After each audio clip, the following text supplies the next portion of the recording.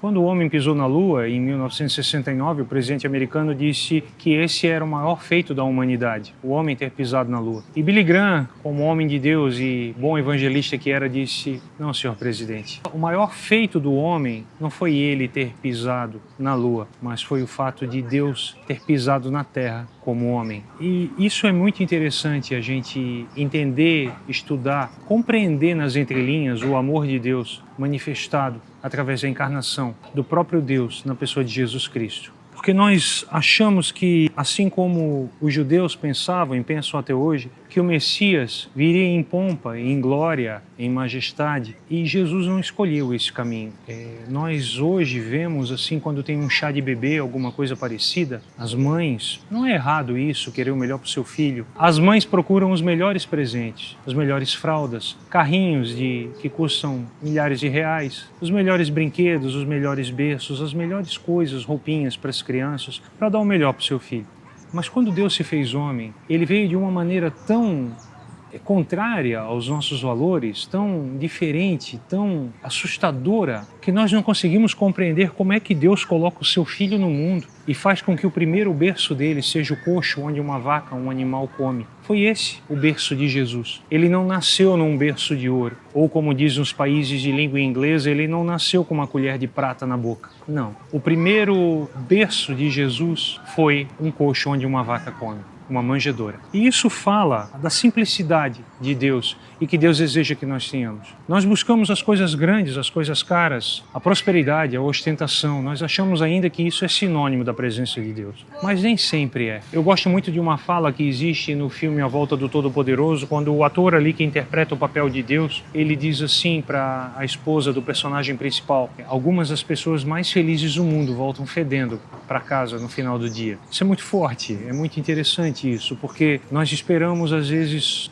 o glamour, né? O nome em cartaz, a ostentação, o sucesso, o triunfo. E não é assim com o reino de Deus. Em outros vídeos eu falei que a nossa maior necessidade não era a saúde, senão Deus tinha enviado um médico. Não era dinheiro, senão ele teria enviado um economista. Não era tecnologia, senão ele teria enviado um cientista. A nossa maior necessidade era a salvação e o nosso maior problema é pecado. Por isso ele enviou o Salvador, Jesus Cristo, nascido humilde de uma virgem, num lugar totalmente desprezado, num canto sujo ali da terra de Canaã, no meio de pastores que foram as primeiras testemunhas da anunciação feita pelos anjos e os primeiros a visitarem ao Senhor ali na manjedoura. Os pastores eram tidos como subemprego, como um emprego de quinta categoria. E foi a esses que Deus se revelou. E nós buscamos muitas vezes as coisas grandes do mundo e esquecemos que o Evangelho é simples. Ele não é simplista, ele é simples. E Deus deseja que nós venhamos aprender dele, que é manso e humilde de coração, a abandonar essa postura de sucesso. Muitas vezes se fala em legado, em deixar um legado. Ok, isso é importante. Mas eu me lembro dos moravianos na Europa, na Idade Média, que se venderam, os jovens que quiseram pregar o Evangelho numa ilha onde só havia escravos e não havia jeito de ir para a ilha.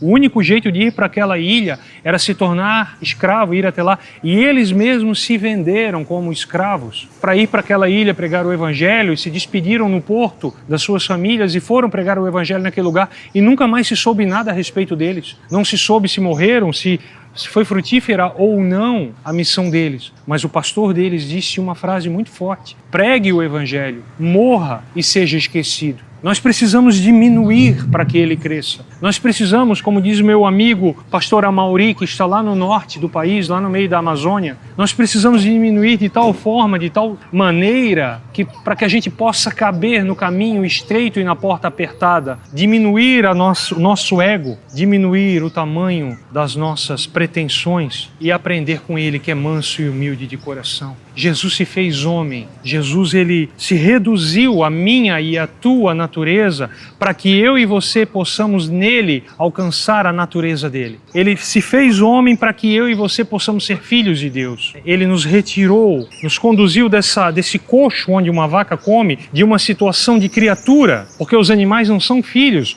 os animais são criaturas de Deus. E ele nos tirou dessa situação animal, de criatura, e nos levou para uma mesa. O ministério dele começa numa manjedoura, num coxo, onde um animal come e praticamente termina numa mesa, onde ele mostra e revela o quão humanos nós devemos ser no representar a natureza de Deus, no representar a imagem e semelhança de Deus. Ele nos transporta de uma situação de criatura para uma situação de filhos de Deus, porque a Bíblia diz que a todos quanto creram nele, deu-lhes o poder de serem feitos filhos de Deus. Amém? Se essa palavra falou contigo de alguma maneira, de alguma forma, compartilhe ela com quem você ama, compartilhe com seus amigos, não esqueça de curtir, para que o alcance dessa palavra seja maior ainda, mais pessoas possam ser tocadas. Amém? Que Jesus Cristo, o Filho do Deus vivo que veio em carne, te abençoe e te guarde nele e para ele, até a vinda dele. Amém? A palavra de Deus nos mostra nos originais, sabia que já chegara ao fim o tempo,